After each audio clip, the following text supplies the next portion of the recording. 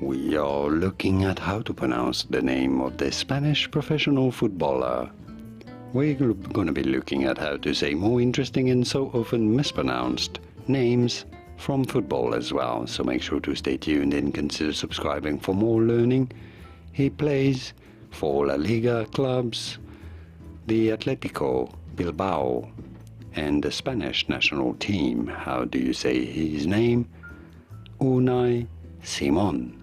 Unai Simón. You do want to stress on the second syllable of his last name, not Simon, but rather Simón.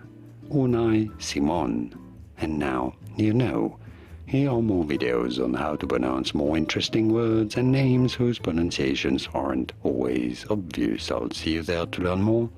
Thanks for watching.